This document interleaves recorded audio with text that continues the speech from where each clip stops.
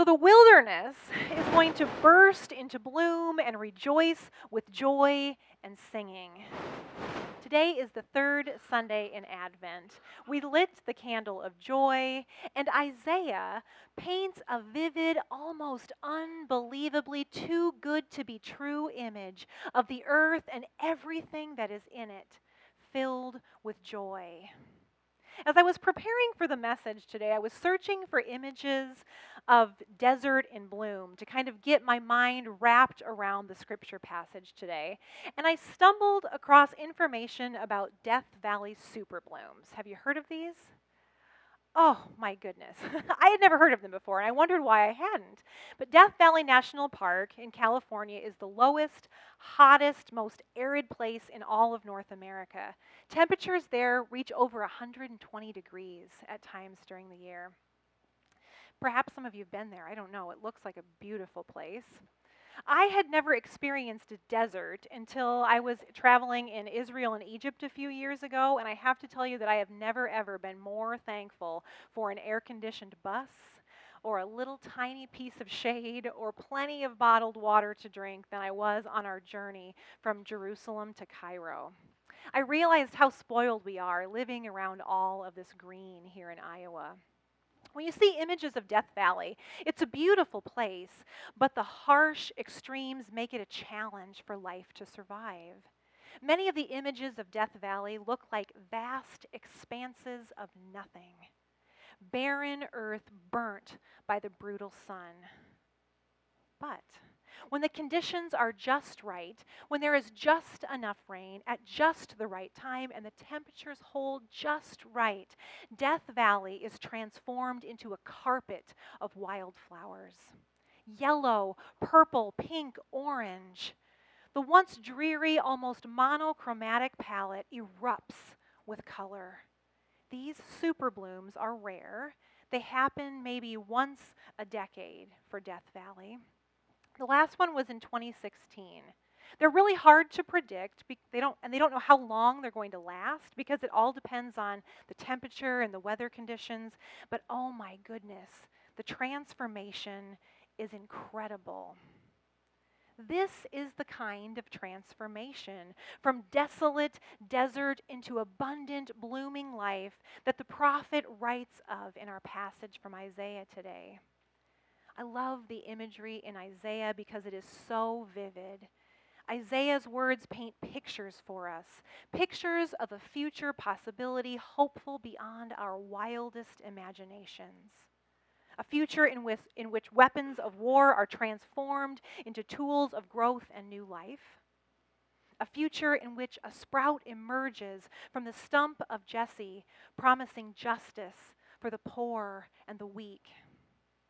These images spoke so powerfully to the Judeans because at the time of Isaiah in Jerusalem, before the exile, that's exactly how they felt. They felt poor and powerless against their strong neighbors in that scary uncertainty in the time leading up to the exile. Our passage from Isaiah 35 today is also full of incredibly hopeful imagery, but the context of Isaiah 35 is different than that of the passages for the past 2 weeks. Isaiah 35 is believed to be in what the scholars call Deutero-Isaiah or Second Isaiah, and the context is not like it was for First Isaiah in Jerusalem before the exile, but it's actually after the exile and written from the context of the exile. So, from exile, these words of living water pouring new life into withered places had to sound so refreshing. At the time that our passage was written, the Judeans had lost everything to the Babylonians. They were forced out of their homes. Their temple had been destroyed. They were living in exile. Zion, Jerusalem, home, was now only a memory, and one from which they were so far away. This was an incredibly challenging time. They'd been through all kinds of awful things. They had suffered the consequences of war, and they were living in a land that was not their own. Would God hear their cries? Isaiah reassures, yes, God had heard their cries, and God will deliver them again. They had heard all of the ancient stories. They remembered the deliverance from Egypt during the Exodus. And now that promised home had been lost, and the people had been scattered, separated from their home by a vast, uninhabitable desert. The hope of the promise of a return to and a restoration of Jerusalem was on the minds and in the hearts of the Judeans. This longing for home speaks to us too, doesn't it, during this Advent season? Whether it's about a journey home or discovering a new home in our midst, if we're watching Netflix, any of the Christmas movies on there seem to connect in some way to this idea of longing for home, connecting to the past and dreaming of a future full of love. I'll be home for Christmas, if only in my dreams. That home is such an important Advent theme. The exiles are longing for home, and a desert stands in between them. How on earth would they get there? Well, if they wanted to journey back home, they had a couple of options. The first option was the one that everybody took, the one where you go all the way around the desert, which takes a very long time. But it is much wiser than the other journey, which was through the desert, because they knew that this was dangerous and was not a safe way to go. They remembered the Exodus and how God had delivered them from bondage and led them to the promised land, which means that they also remembered 40 years worth of wandering around, hoping for a place to call home.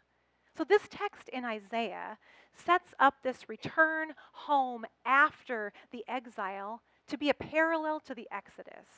But rather than 40 difficult, long years of wandering around, there was going to be a way, a promised way that would be made straight and clear and right through the desert.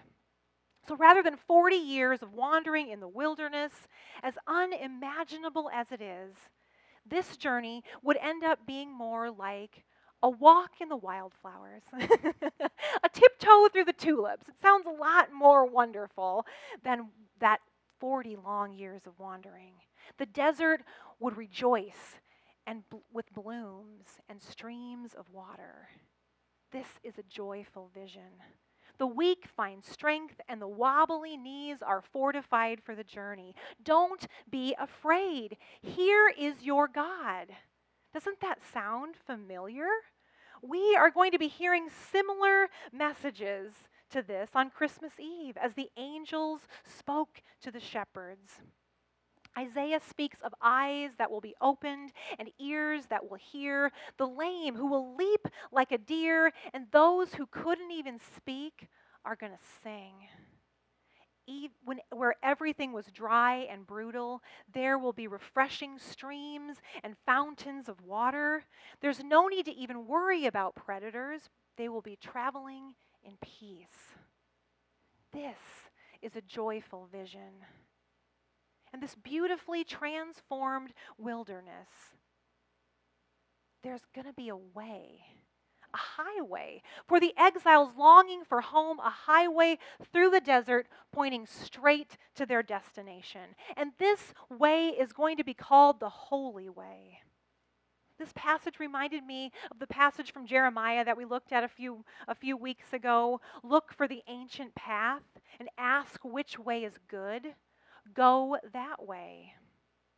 In our Advent waiting, as Christians, as we read the Hebrew prophecy, we see Jesus. And so this holy way takes on such rich meaning. The earliest followers of Jesus didn't call themselves Christians because there was no such thing as Christians in the early church of the first century. The followers of Jesus simply called themselves followers of the way. So this week, as I was thinking about that highway through the wilderness, a path through a valley of death that is transformed into a land bursting with life, I thought, what a joy it is to be following the way that leads to new life, to restoration of what was broken, to wholeness for what was fractured, for peace where everything was brutal. During Advent, we pay special attention to prepare room in our hearts for the way, the holy way, with hope enough and peace enough and joy enough to allow even the most barren places in our lives to bloom with possibility for new life, no matter the circumstance. Because joy can't wait.